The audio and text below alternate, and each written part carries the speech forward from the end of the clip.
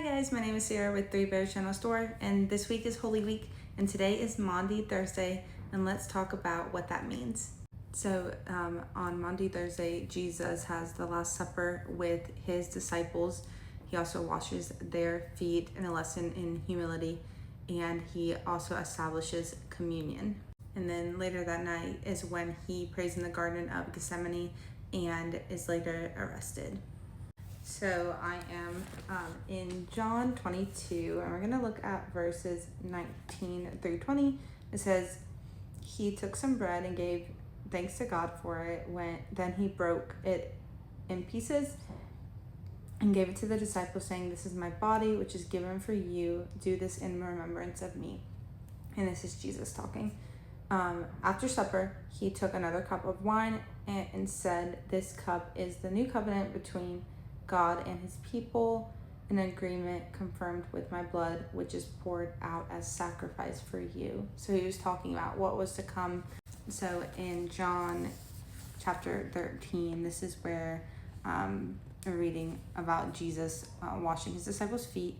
And so if we go to verse 6, it says, when Jesus came to Simon Peter, Peter said to him, Lord, are you going to wash my feet?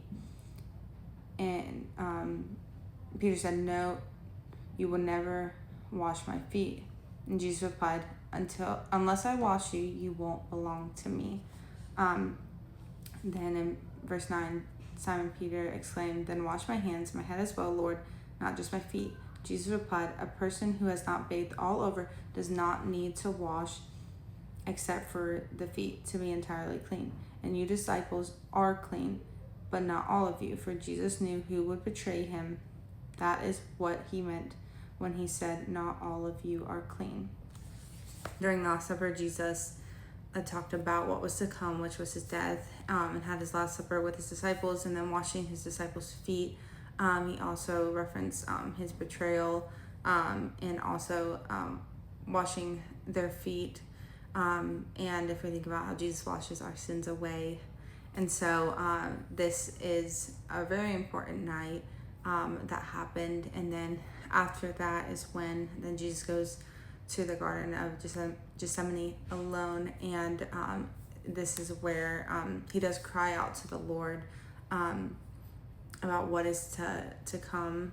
So Peter, James, and John is in the garden with Jesus, but he went alone to pray. So he was alone praying, and we are in Matthew 26, and I'm looking at verse 38. He told them, my soul is crushed with grief to the point of death. Stay here and keep watch with me. And so then it says he went on a little further and bowed with his face to the ground, praying, my Father, if it is possible, let this cup of suffering be taken away from me. Yet I want your will to be done, not mine. I encourage you to go and read it all. But Jesus, he knew he was about to die. He knew he was about to be arrested and put to death the next day. And he was human, and he was perfect. He's human, and this is showing, he didn't want to die. But even in that, he knew he needed to, and he wanted to do his Father's will and wanted to die. If that was what he had to do for us. So although, yes, he didn't want to die, he did it anyways because he loves us. And so I was just reflecting on that today, think about the fact that he died for us, even though we're so sinful and we just take things for granted so much, even just waking up every day and still being alive. And it just had me reflecting on let's not take the little things or the big things, let's not take anything for granted, because we don't deserve any of it. And so this is just this day really reflects on what Jesus did for us. And this is the day before he died for our sins, but even coming up to that day, what an emotional day that must have been for Jesus and for his disciples. So thank you guys so much for watching and learning more about Holy Week. I do encourage you guys to go and read about it. I know there's only this video does not cover everything.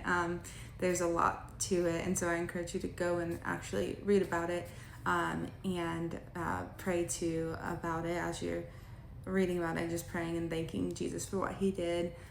Thank you guys for watching. I will see you guys tomorrow as we talk about Good Friday. So I'll see you then. Bye.